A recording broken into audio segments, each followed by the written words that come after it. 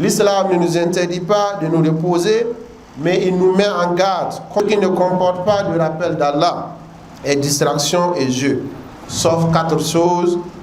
Sont donc recommandés les sports qui entretiennent la santé, les loisirs qui renforcent les liens familiaux et les... On ressort vraiment très satisfait vraiment du sermon de l'imam et vraiment sur les loisirs. De ce que nous avons retenu du prêche de Imam Nana et sur les loisirs, il faudra savoir que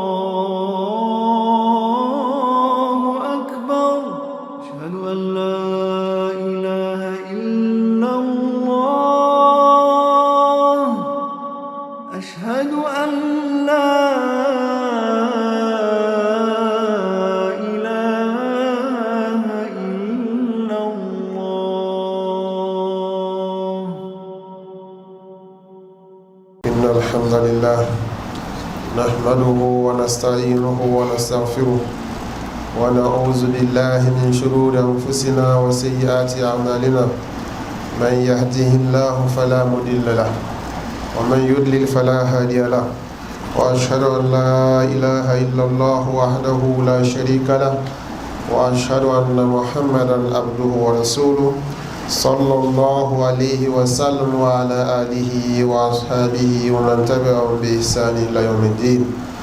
يا أيها الذين آمنوا اتقوا الله حق تقاته ولا تموتن إلا وأنتم مسلمون.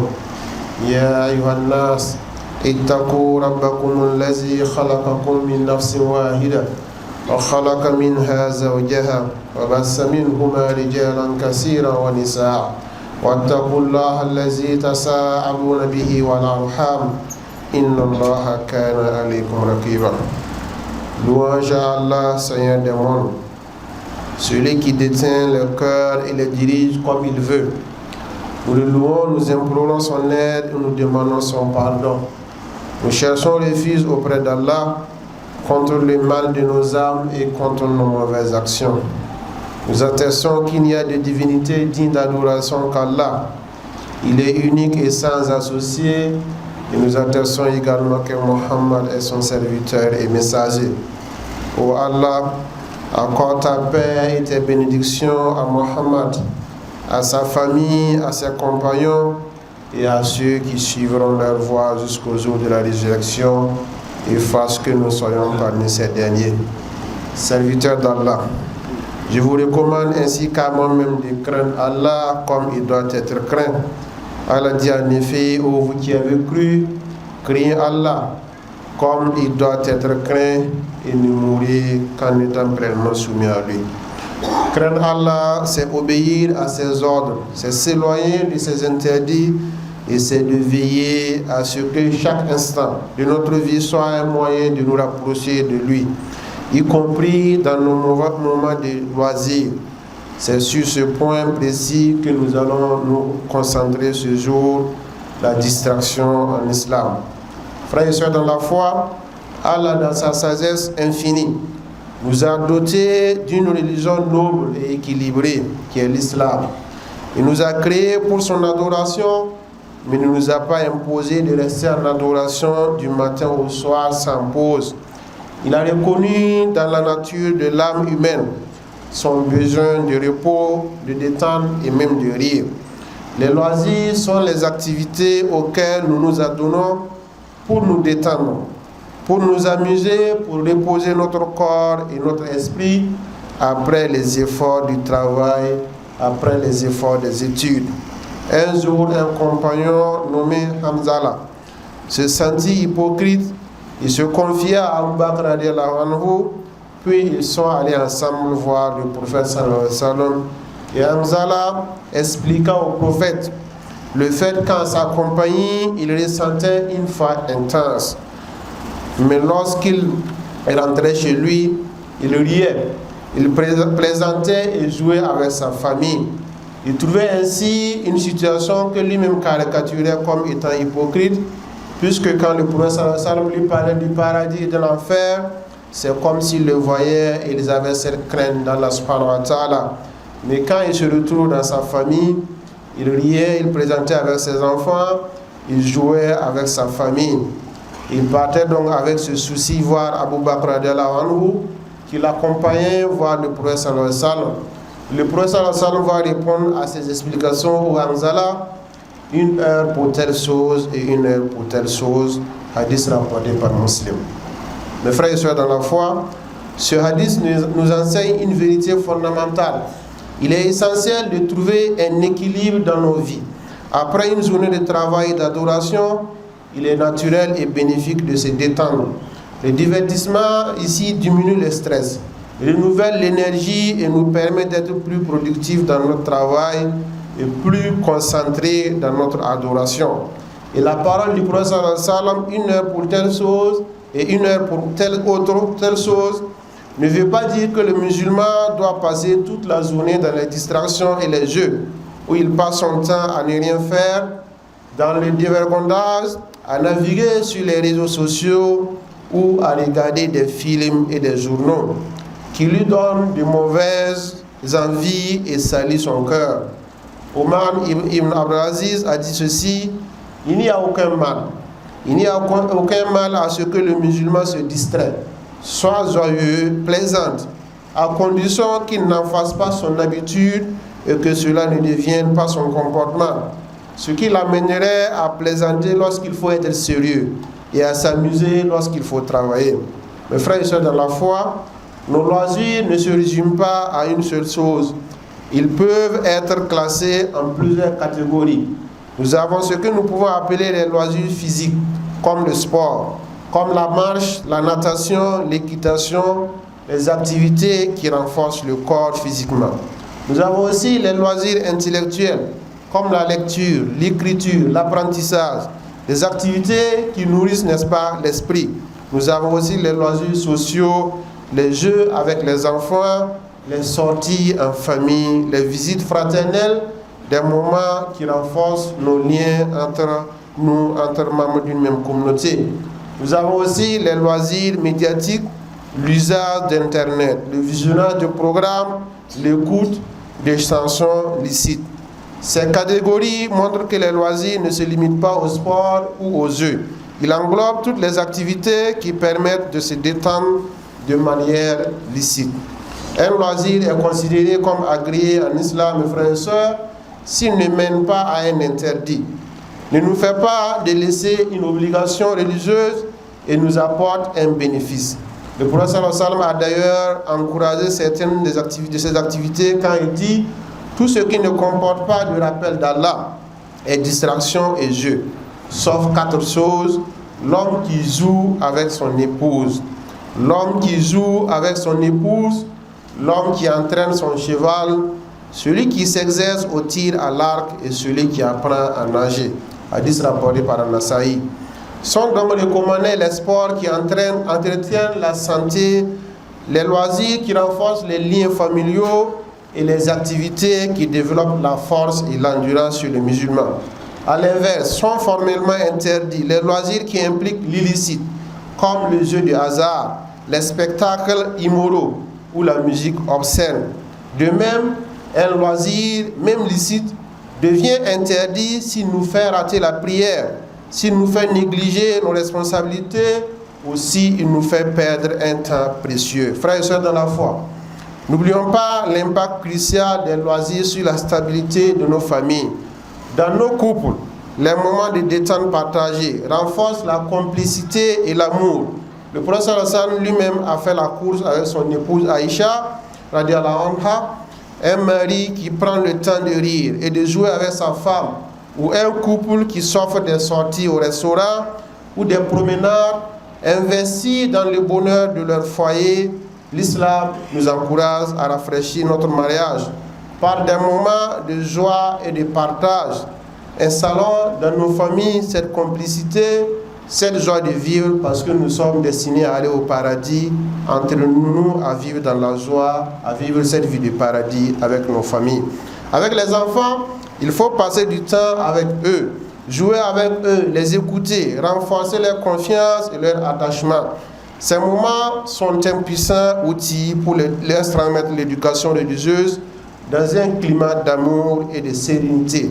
Ce n'est pas la psychote, ce n'est pas les injures, ce n'est pas les malédictions qui vont éduquer nos enfants, mais c'est cette complicité, ce partage du temps précieux, ce moment donc de confiance que nous avons et que nous instaurons donc entre nous et nos enfants qui vont leur permettre d'être mieux éduqués. Le danger, mes frères et sœurs, ne se réside donc pas dans les loisirs en soi, mais dans l'excès, qui en fait une obsession. Combien d'entre nous passent des heures sur les réseaux sociaux à naviguer sans but ou à regarder des séries, mais ne trouvent pas 10 minutes pour lire le Coran? Combien de fois la prière a-t-elle été repoussée ou accélérée à cause d'un match de foot ou d'un film de série télé? L'islam ne nous interdit pas de nous reposer, mais il nous met en garde contre la distraction qui endort le cœur et nous éloigne d'Allah.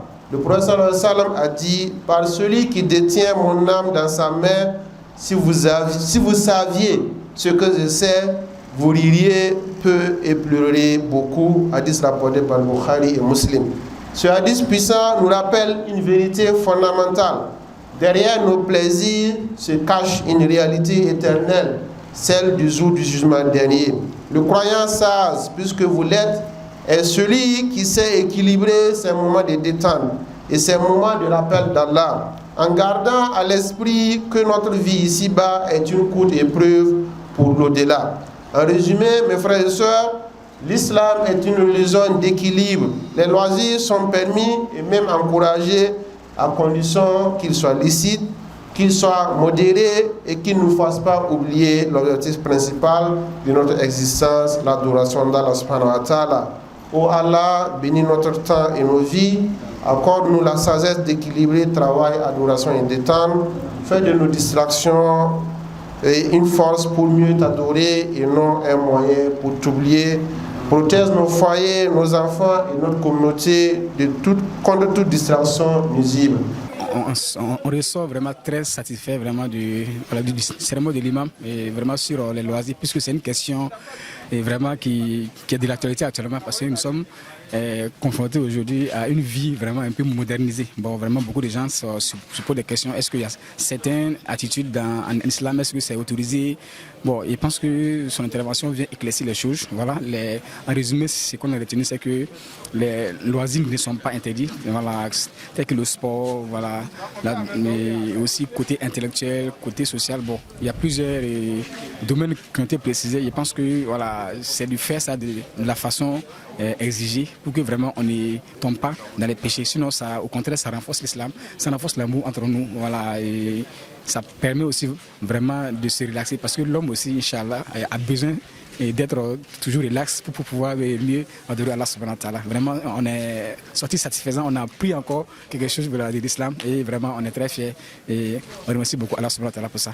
De ce que nous avons retenu du prêche de Imam Nana et sur les loisirs, il faudra savoir que le musulman en tant que tel, bien vrai qu'il y a les distractions et tout, nous sommes tout le temps concentrés au service et tout, mais il faudrait qu'on sache faire la part des choses souvent. Donc, bien vrai que le temps, il est vraiment sacré comme on le dit, mais il ne faudrait pas qu'on oublie également la religion. Donc, que ce soit 10 minutes après la prière de Zour, on peut peut-être consacrer 5 minutes pour la lecture du Coran. Et également, même pendant le boulot, il y a les réseaux, les différentes plateformes où on a les imams également qui font des prêches. On peut écouter le rappel d'Allah subhanahu wa ta'ala. Donc cela aussi facilite également la compréhension. Et un rappel qui m'a beaucoup marqué, si on savait ne serait-ce ce que Allah subhanahu wa ta'ala nous réservait, on rirait moins et on pleurait beaucoup. Donc ce rappel vraiment, il est à méditer, cette parole est à vraiment méditer. Et avec la volonté d'Allah subhanahu wa ta'ala, on va appliquer les conseils d'imam, Inch'Allah. Moi je pense que c'est vraiment pas une affaire de blanc, c'est une affaire de tout le monde. Parce que vous savez, des fois, pour être concentré même dans la spiritualité, des fois, il faut se donner quand même à certains loisirs, comme la lecture, comme le sport. C'est des loisirs qui boostent en fait l'organisme. Voilà. Et c'est des loisirs qui peuvent nous amener vraiment à mieux à mieux se concentrer sur notre spiritualité. Donc tant que vraiment ce n'est pas interdit en islam, je pense que ces loisirs sont les bienvenus. Parce que vous savez, un être humain, il n'y a pas que le spirituel, il y a beaucoup d'autres choses dans la vie. Voilà, il faut vraiment faire la part des choses. Et je pense qu'un homme doit être un homme complet. Donc on va faire un peu du tout en restant vraiment dans tout ce qui est légal, tout ce qui est permis en islam pour atteindre ses objectifs. Parce que quelqu'un aussi qui est trop renfermé, c'est pas évident que la personne puisse s'en sortir sur le plan professionnel, et c'est pas évident également que cette personne ait une ouverture d'esprit pour comprendre certaines choses. Parce que vous savez, l'islam est une belle religion, mais en même temps, il faut que les religieux comprennent qu'il y a certaines personnes qui n'ont pas atteint encore un certain degré de spiritualité, et c'est à nous de les ramener de fois sur un chemin acceptable. Alhamdulillah, il faut dire que le serment a porté sur la distraction en islam. En résumé, c'est de retenir que l'islam, c'est une religion qui est assez équilibrée, une religion qui appelle à l'adoration d'Allah subhanahu wa ta'ala, mais aussi qui appelle à ce que l'être humain puisse vivre une vie saine et équilibrée. Et dans cette vie saine et équilibrée, la distraction, le divertissement, les loisirs prennent une place importante, qui est que nous devons, non seulement dans la relation avec autrui, et dans la relation également à l'endroit de notre propre corps, voilà, avoir un certain nombre de loisirs que nous menons, qui va participer à fortifier notre organisme, qui va participer à ce que nous soyons dans les dispositions pour une meilleure adoration d'Allah subhanahu wa ta'ala. C'est de faire en sorte que ce soit en famille, avec nos enfants, avec nos époux, et avec les maris pour nos sœurs.